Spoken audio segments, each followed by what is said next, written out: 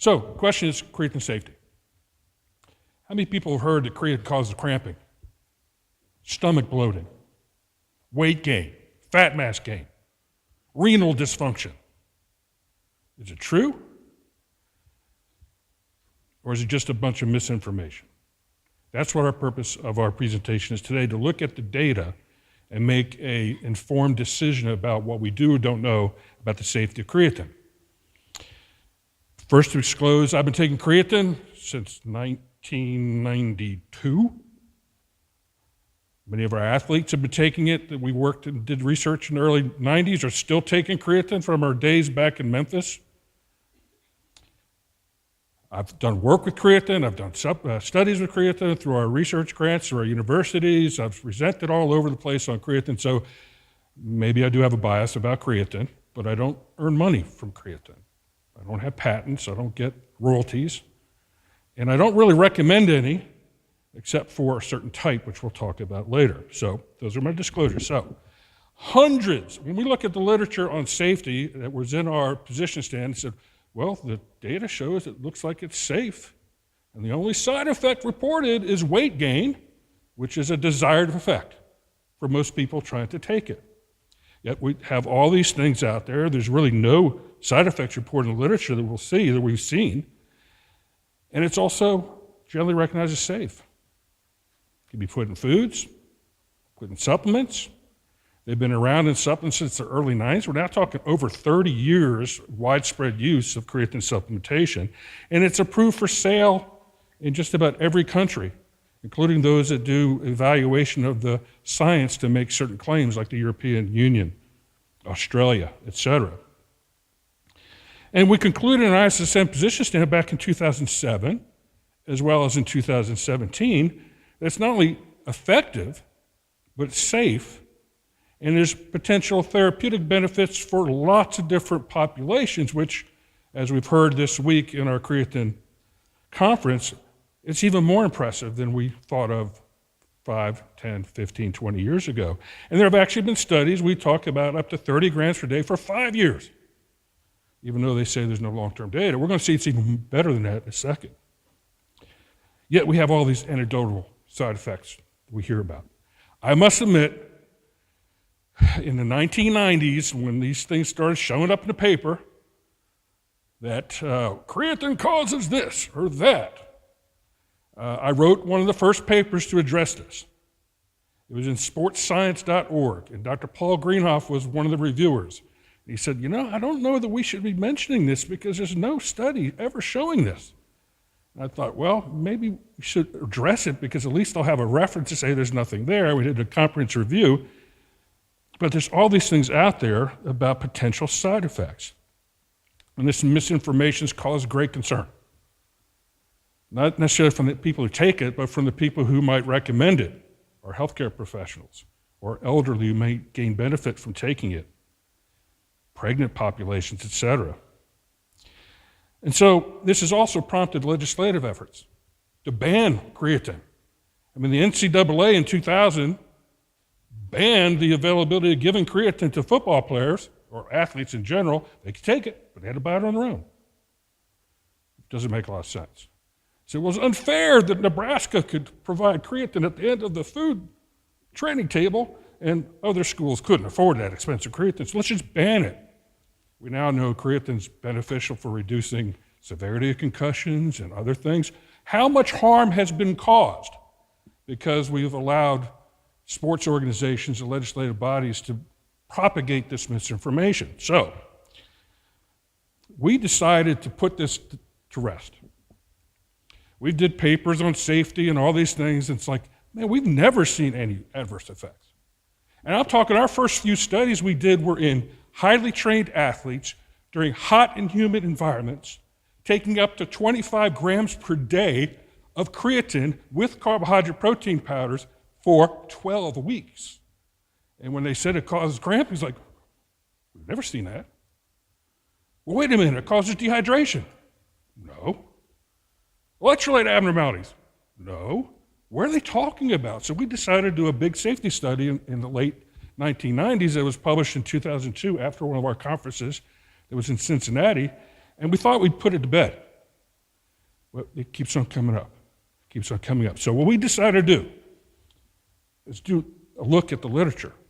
And so we have a paper that's part of this session that's now in review, and it looks at the safety of creatine supplementation, the analysis of the actual data on prevalence, both in the number of studies as well as in the number of participants, and then compare that to the perceptions out there on the social media. And so I want to thank, first of all, some incredibly dedicated students, including Dr. Gonzalez. We started this effort 2 years ago. Actually, as we were talking about the last conference, we said, we really need to do a comprehensive safety paper. We had no idea the amount of work it would take. And as you see what we did, you'll understand why. And so these folks have been working around the clock to get this data ready for this presentation, so I'd like to thank them for their efforts. So what was the purpose? We wanted to know what the presence of side effects were in the clinical trial. Has it been reported or not? We then wanted to look at the frequency of side effects of the people who were actually taking creatine versus placebo. Because if there's stomach upset and people take placebo, and stomach upset and people that take creatine, it's just really not creatine, it's just the fact that they're taking something at a certain timing, okay? So frequency, how many actual people complained in all the clinical trials? Was it different between creatine and placebo? We then want to look at the adverse event reports in the international databases. Is there a prevalence? We usually use these as pulses to try to see if there's a large number of reports, and then the FDA or so can say, wait a minute, maybe there's something wrong here. What is the prevalence? Are the reports actually due to creatine, or are they pumping in with lots of other supplements and things that you can't tell? Or in some cases, we're going to see a large percentage didn't have any creatine at all in them, yet they reported the side effect from creatine. And then we want to see how it affects the internet. A lot of our thoughts about various things are impacted by social media. Is this a social media push, or is it the actual clinical science? So that was our purpose. Then our hypothesis was, I hadn't seen any data in 30 years to show an increased propensity of side effects from any study, so I assumed that we would confirm that what we had thought about from all the individual studies. That was our hypothesis going into it. And that our hypothesis was that the misinformation is being generated by social media, not from the clinical trials. That was going in what we thought, okay? So we did a review. We started out with 11,000 papers.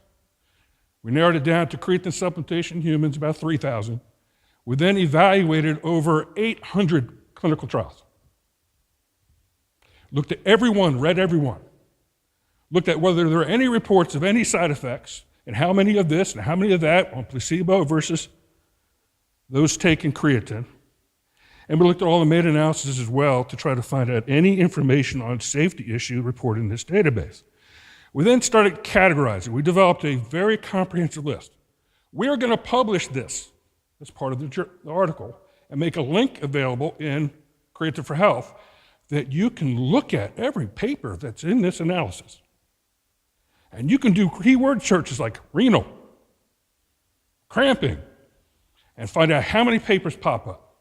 And we categorized. We categorized based on study, reference. You've got to click on it, you get the result of the paper. You then can look at the year of publication, how many people were in the study. What was the design of the study? How long was the study? Were they unloading? Were they not loaded? Was it long-term? Short-term. We then wanted to determine the doses. What is the average loading dose looked at in the clinical literature? What is the average maintenance dose over time? What is the average length of supplementation, all these studies?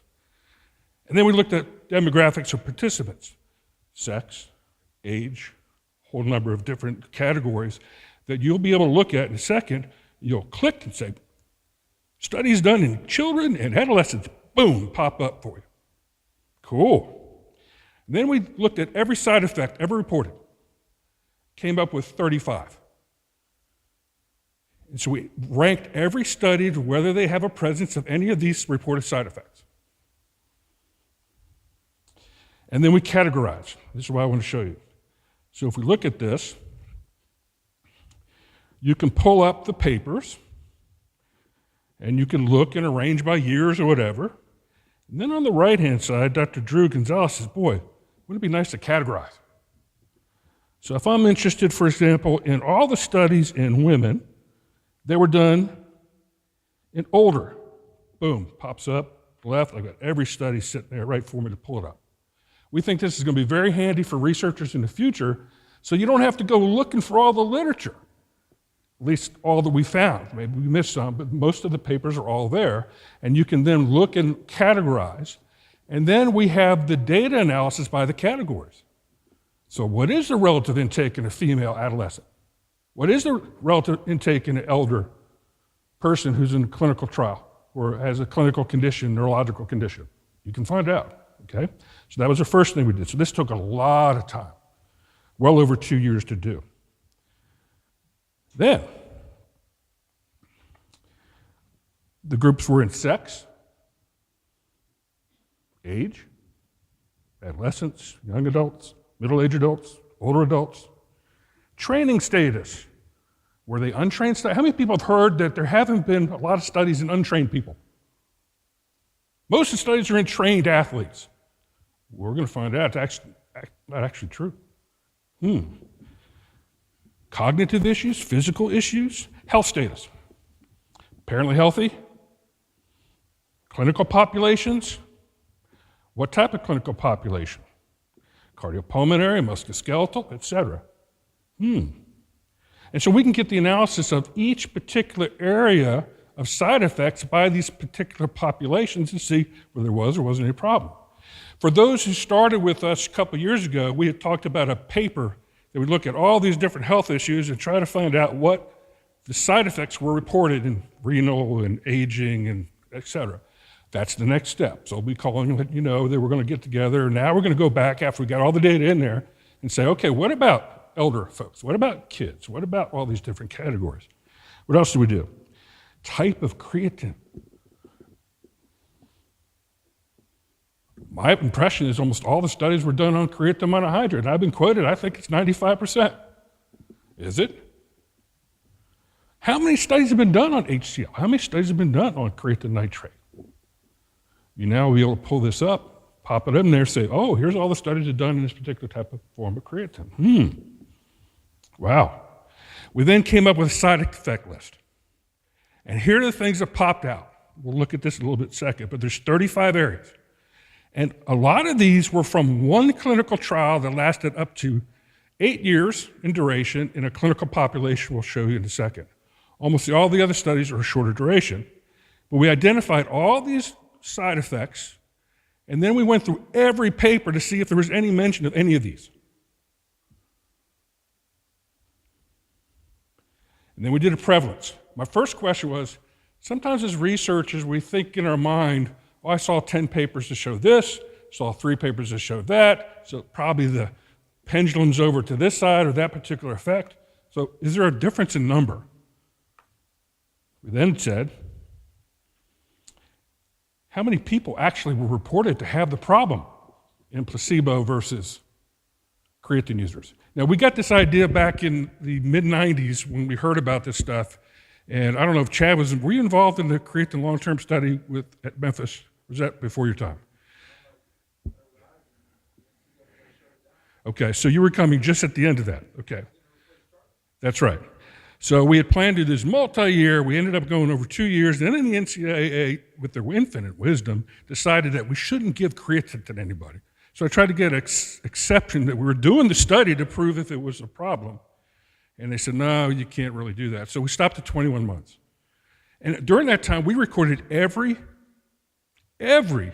injury, every treatment from the athletic training staff, every medical condition for over 2 years in athletes taking creatine or non-creatine. Reported this back in 2003 to see do you have more muscle strains? Do you have more joint problems? Do you have more head concussion issues? All these different parameters. So that was our idea. And we found that and reported at the NSCA meeting, I think in 97 or 98, that there was more perceptions of problems in people taking placebos. Flashback, I remember we were going to present the paper, and somebody was presenting ahead of us, and they said, well, we just don't know about this, we don't know about that, and we were going to present the data in like 2 minutes, right? And it just so happened there was an EMT group. They had all the stuff for emergency medical personnel were there and all this stuff, and said, ladies and gentlemen, I would imagine at the National Strength Conditioning Association meeting that the creatine content in muscle may be higher than anticipated in the general population. Just to keep you assured, if anybody has any cramping, anybody has any problem, raise your hand. We got EMT medical personnel outside that can take care of you. And everybody giggled, except for the one guy that was presenting stuff that was kind of questionable. But we kind of showed kind of BS, right? It just wasn't there. So we put that in the back. And so what we're trying to do here is the same thing. Do the people who take placebos experience a similar percentage of change or complications or stomach upset or whatever it might be versus those who take creatine? If creatine's causing these problems, there should be significantly greater effect, correct? If it's not, it's the same prevalence, the same difference. It just is the matter of whatever we're getting. It could be anything. I mean, you could have cramping, but it could be completely unrelated to creatine. So we broke it down that way. And we assigned, if it was not reported, 0. If it was reported, how many of the people had the effect? And we looked at every study to do this, and we looked at things like GI upset, vertigo, et cetera, cramping, diarrhea, nausea, appetite, fatigue, and then a number of clinical markers that were used over the years in various studies, and we have this whole profile. And then we put it in a database. You'll also be able to download this. And basically every study, it pulls it up, it's a big file.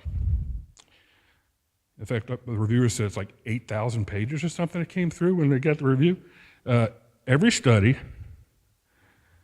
with demographic information, categorization, every study, whether there was or wasn't a side effect reported of that 35 list, and so we can categorize and take a look at whether there is a difference between these particular studies. So this is a huge database, 12 or 1,300 studies reported.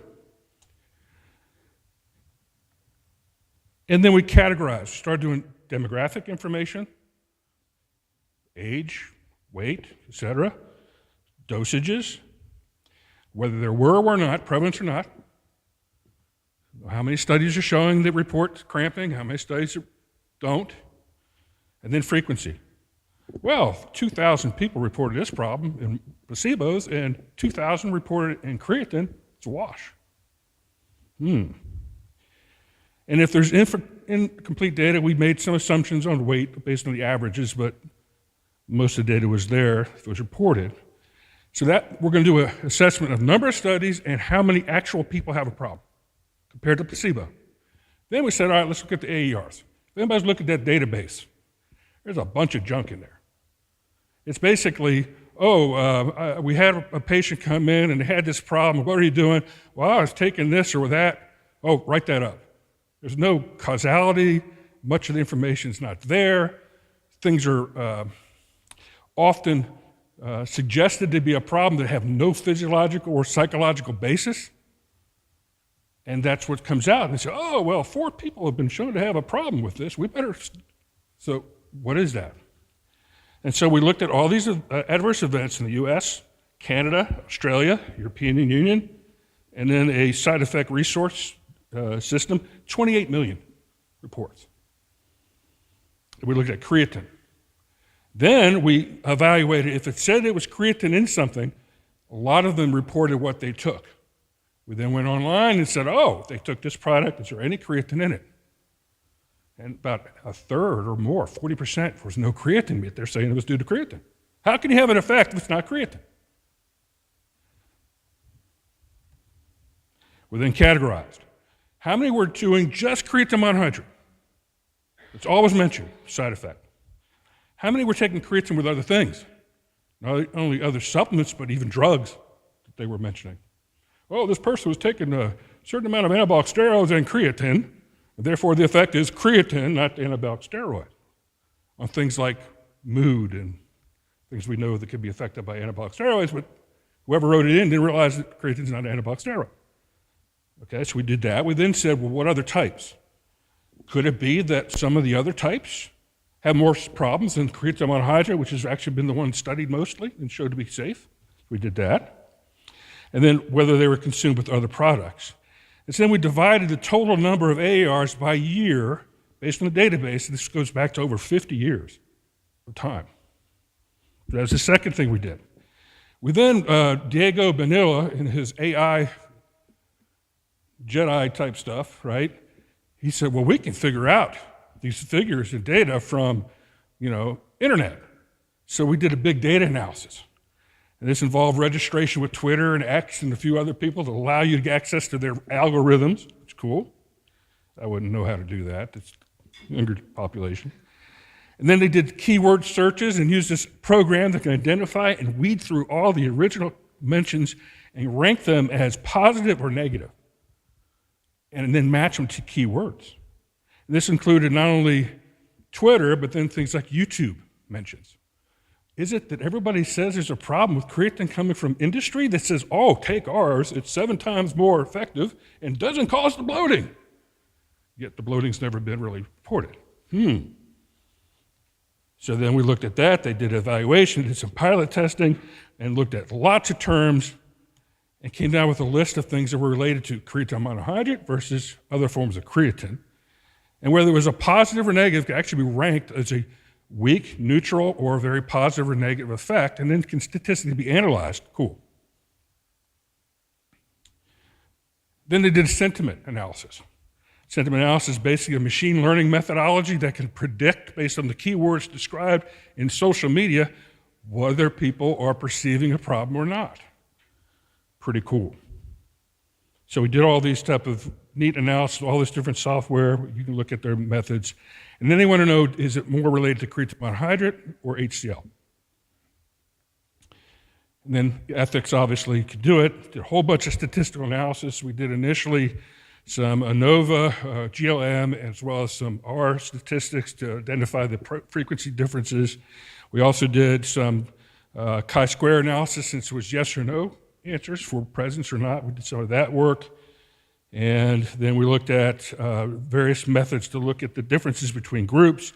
We also added likelihood ratios and all those things based on the reports. And so the tables you'll see when the paper comes out will have the means and the number of frequencies and percent prevalence data, and then likelihood ratios, all that type of thing. Okay, so a bunch of statistical analysis, also effect sizes, all those type of things. So let's take a look at results. Talking enough about it. Study demographics. We evaluated 685 clinical trials. 652 were taking placebos.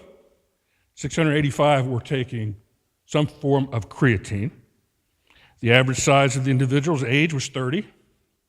And in the range here, you can see this is the upper and lower confidence interval. So you kind of see ranges. And it's 75 kg size. The average supplementation period was 2 months. It was kind of surprising to me. Thought it would be shorter or longer. The average amount was 0.166 grams per kg. We typically say take 0.3 grams to load, 0.1 grams to maintain, but the average was 0.166, which is a little bit higher than I would have expected. The range up to 0.17. That's about 12.5 grams per day, not the 5 grams, but the average of the study is more like a 12 gram per day average. Wow.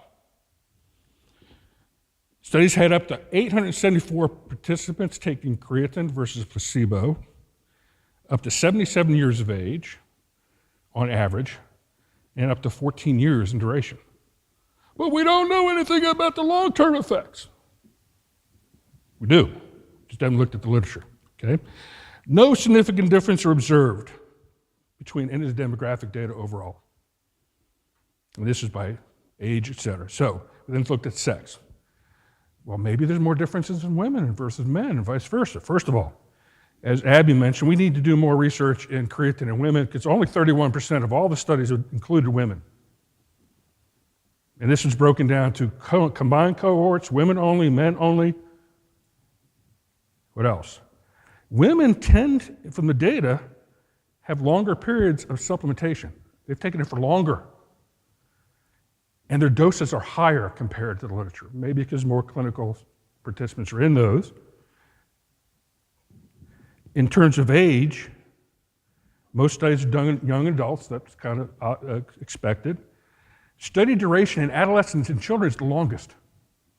Well, it's not safe for kids, but that's what we know most about as far as higher dosages and for length of time, because a lot of the kids were treated with different issues. Relative and total dose is higher in children. Training status, most studies were done in untrained. I thought you always did a train. Well, they started untrained, then you put them in a training program, then they become trained, but they start untrained. And duration longer in clinical populations, that makes sense, they're being treated for something. Relative dose is highest in recreationally active and military. Interesting. Clinical status, we categorize all different medical conditions, and there were some so few, we just combined all the clinical to compare them to the apparently healthy. Most studies were in healthy people, 86%. Study duration longer in neurological populations. Parkinson's, those things have been studied. Highest doses were in the neurological patients. By health status, most studies were done in healthy populations, longer in clinical trial or clinical populations, similar doses but total dose higher in clinical populations, and then type of creatine. 95% of all studies that were reported were done on creatine monohydrate. We only found about 13 done on creatine nitrate, and those are pre-workouts because we did about 5 or 6 of them with about 1 or 2 grams, that's it. Creatine citrate, a couple were PK studies, but not many. Creatine HCl, 7 times more, better absorbed. 5 studies. None showing better efficacy, none showing better outcomes, none showing less bloating and side effects either, by the way.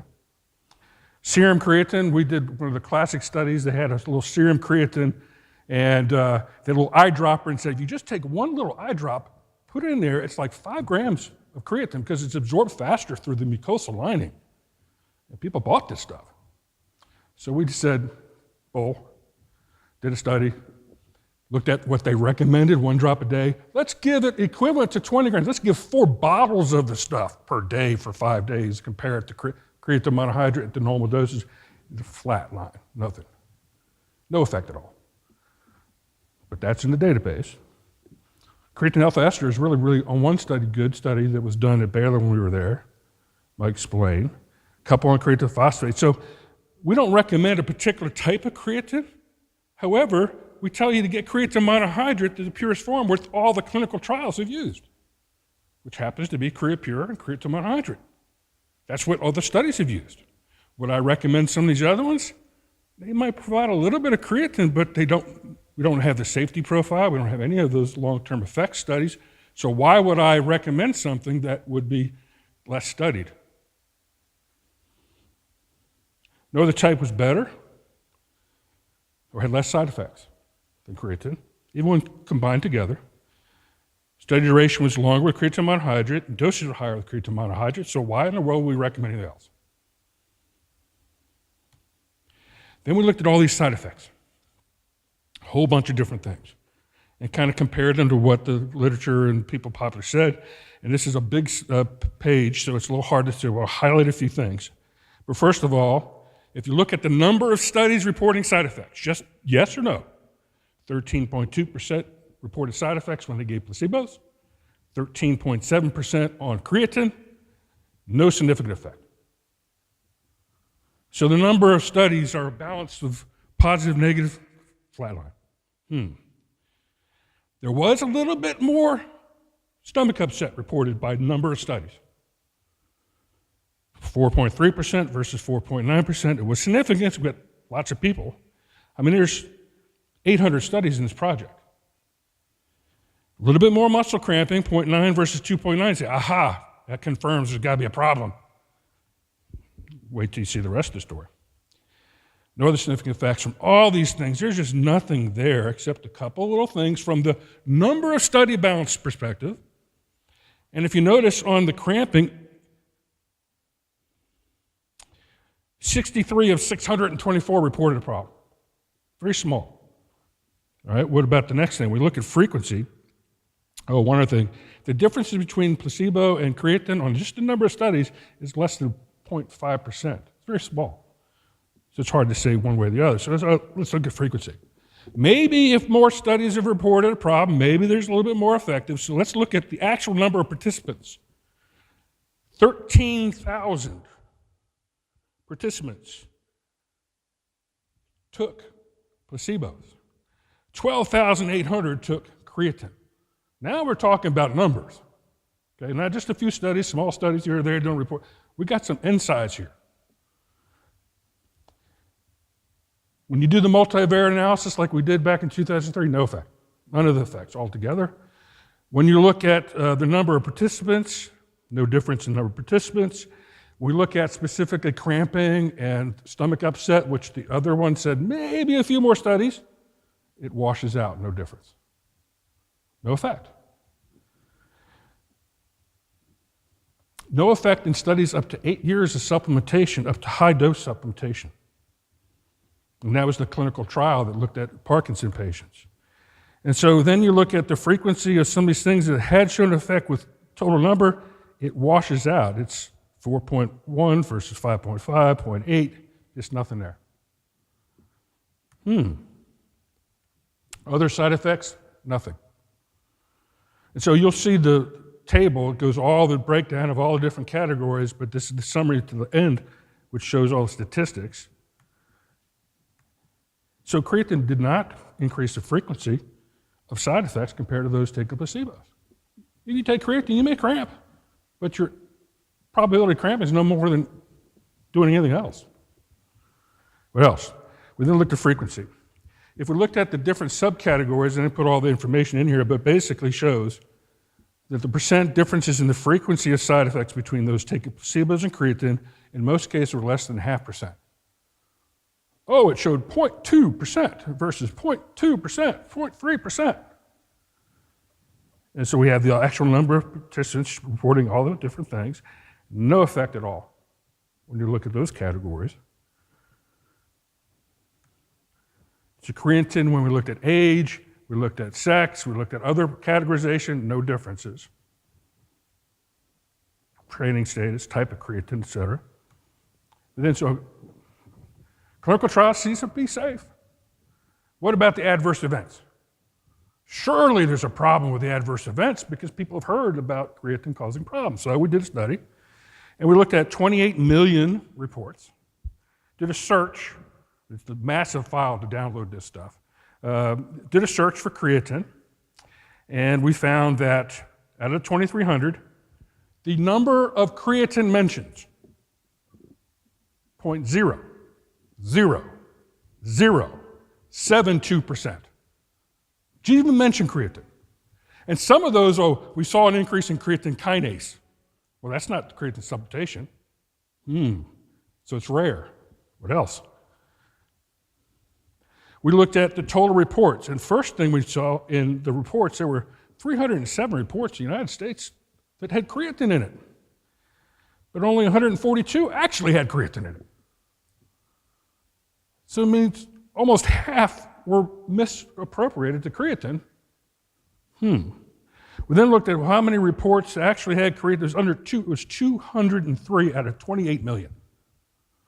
We then said, well, what percentage of those were creatine monohydrate only? 46% had no creatine in it. 37% only listed creatine. So that means 73% had other stuff that you can't therefore say it's creatine because it could be other stuff. 16% involved ingestion of creatine with other nutrients. So of the ones with creatine monohydrate, most were taken with something else. 47% involved other types, meaning it's probably not the creatine monohydrate. If there's a problem, maybe it's a few others. And that's an average of 7 adverse events per year, despite billions of doses of creatine taken worldwide every year. Low incidence. So that was a wash too. So analysis just didn't show It shows that creatine is well tolerated and is very rarely associated with any adverse events, and there were no critical events. There's like deaths, no. Well, they had a little upset of stomach, went to doctor, ER. It could be they were taking it with pre-workouts with all the caffeine and other stuff that maybe was causing a little jitteriness or something. So then let's look at social media. How many Bayesians think we're going to see effects from social media? Yeah. So we did this analysis, and we break it down into positive and negative for overall, and then creatine. You'll see there's weak, none, weak, moderate, strong, very strong. And first thing to notice that a lot of people see positive effects. There's actually no difference at all between a little bit more positive than negative overall. And again, this was in millions of tweets and YouTube mentions, et cetera. And so 130,000 between 2011 and 25, they contain creatine, and most show no sentiment at all, either neutral or none. There's a narrow difference and small difference between each one, suggests that they're very tight and not really related. Overall sentiment was balanced. And there was slightly more for HCl, interestingly, even though there haven't been many studies. Greater dissatisfaction, mainly potential with HCl form. So they then did some really cool analysis, and they looked at positive and negative, and the blue is positive, the orange is more negative, and they broke them down to cohorts, and they showed that YouTube discussions on creatine were neutral or slightly positive. Wow, that's nice. That words containing creatine monohydrate were generally neutral, and a higher percentage of comments with weak to moderate positive effects, okay? Negative sentiments were predominant when estimating sentiment strong or very strong, and HCl was more likely to express negative comments. Because it creatine monohydrate? Why would you go with something that you don't know about versus something that's been studied in 95% of the studies? I know I'm preaching to the choir here. So, nothing. They said, okay, let's do some word mining. Let's see some word associations. Cool. Significant correlations to monohydrate to creatine makes sense. Significant correlations to micronized CreaPure. That's interesting. People seeing CreaPure being out there and it's been associated. Better. Cheapest. Effective. These are positive things. Some are bloating. Stomach. It could be the competitors that may mention creatine monohydrate causes bloating, yours won't. Did we find any bloating effect overall? No. Interesting. HCl was more associated with things like stomach, better, bloating, superior, expensive, cost, more soluble. Interesting. HCl and monohydrate were associated with each other, so usually you'll see advertisements that talk about both. Compare ours to yours. And this might indicate that HCl is also mentioned a little bit less frequently, et cetera. Then we did another analysis with Twitter, almost 700,000 tweets, or X's I guess they're called, or whatever. They matched for creatine out of 730,000 tweets. No differences in average sentiment, neutral on creatine. So maybe the word is getting out that creatine's safe. Better than we had anticipated. Higher prevalence of strong negative compared to strong positive. That's just very strong here. But look at the percent. Positive 0.7, negative 0.2 out of 100. Very small segment is seeing any potential negative effect, but overall there's no effect. And the same type of thing we've seen when you look at the particular categorizations of this. And so from this social media analysis, there does seem to be a disconnect between the public perceptions about the safety of creatine, and that's what's in the scientific literature, although I think it's trending toward a little bit more positive over the years. So how does this relate? Our main findings, obviously, is the prevalence of number of studies was no different. The frequency of participants taking creatine did not have any effect. There was no effect on renal function, anecdotally supported side effects or reported side effects that are in the media or on the internet. The mention of AERs is very rare, and in many cases are unrelated at all to creatine. And sentiment analysis showed a little bit more negative and the very strong negative but overall, no effect. This supports our long-term study we did that said, let's look at this in 21 months of athletes. This supports the injury data that we reported with Mike Greenwood studies, less cramping, less dehydration, less muscle strain pulls. So we actually have looked at all this stuff and never saw an effect. In fact, the incidence was always a little bit similar or less than that we reported. Also, chi-square analysis, same type of thing, low levels. This is also consistent with that big clinical trial on 1,800 people that actually lists all these different side effects and how many showed in placebo versus creatine, whether there's any differences, and very small, if any, effects, and they attributed that there's probably very safe and well tolerated. It supports our position stand, said it's safe, effective, up to doses, except we've got to start increasing the dosage now a lot longer and a lot higher. It supports our bioavailability paper that said the only one we know that really is bioavailable, safe, and effective is creatine monohydrate. A few others are out there that have a little bit of efficacy, but none show superiority. Most are more expensive, and all of them have less safety profile. There's a bunch of stuff out there that has not been studied. It also supports the comments in the misconceptions paper that we try to say, what's the common myths about creatine? We not only had one paper, they actually did two, because there's so many myths that keep on being perpetrated on social media. It also supports the most recent paper on kids. It's safe. Highest doses in adolescents and children without any untoward side effects. So with that said, there are some limitations to consider. This is limited to what's reported in the papers. Because safety was not really an issue early on, some of those papers didn't really discuss it. I mean, I wish I knew when we did our long-term safety study in athletes that concussion would be an important factor. We just categorized everything as head trauma. We had concussions.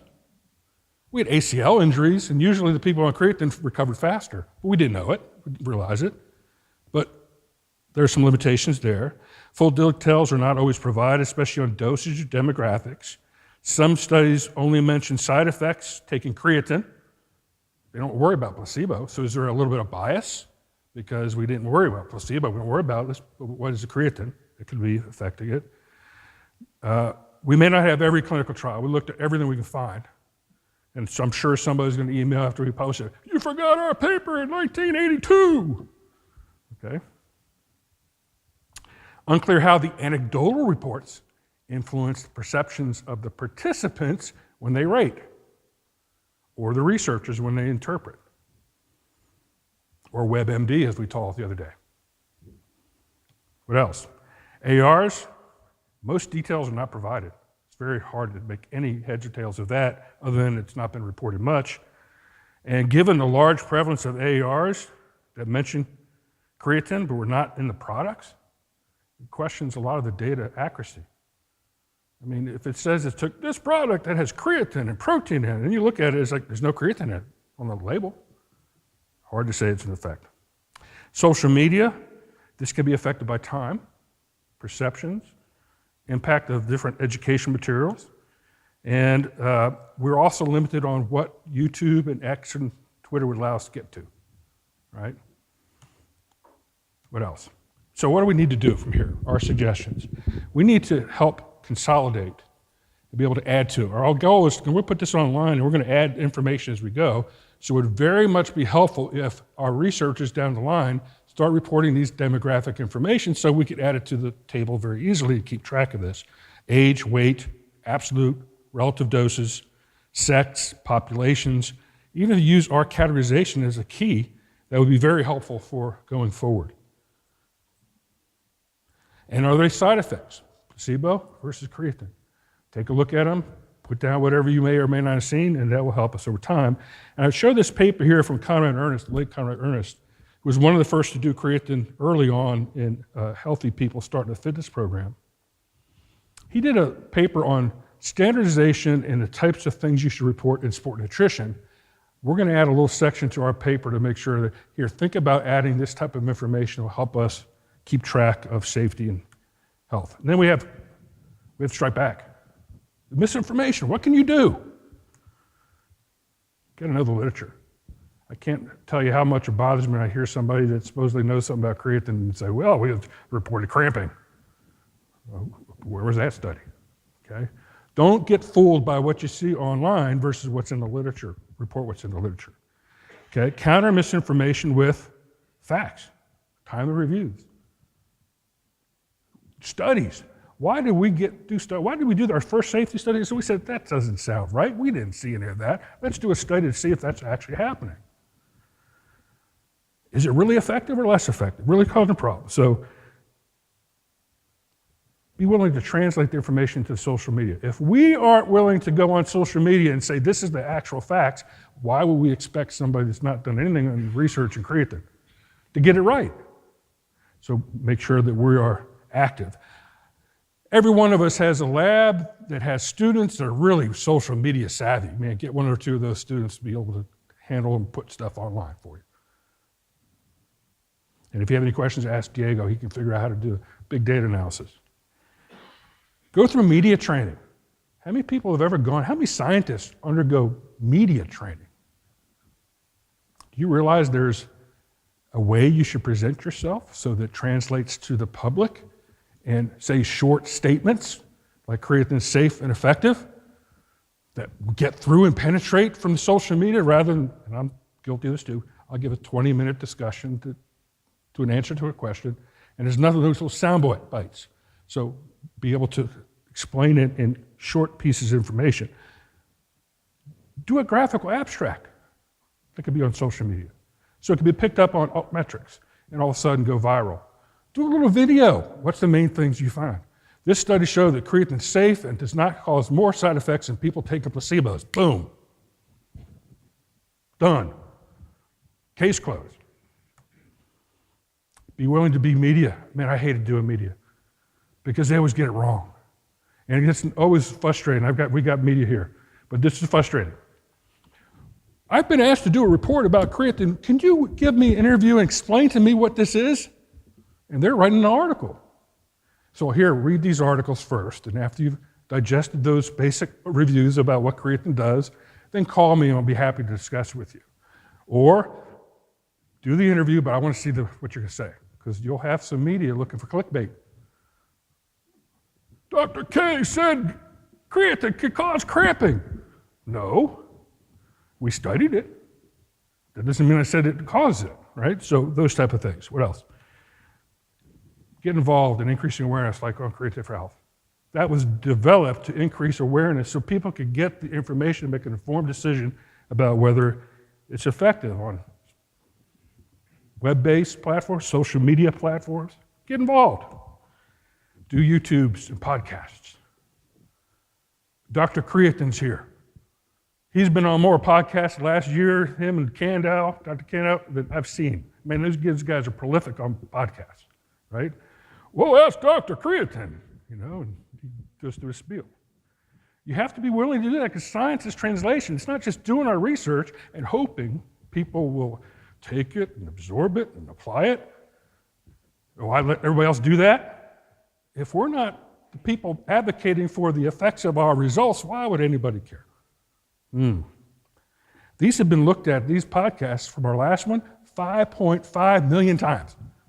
Now, I've had some pretty good articles downloaded almost 1 million times, but 5.5, that's big outreach.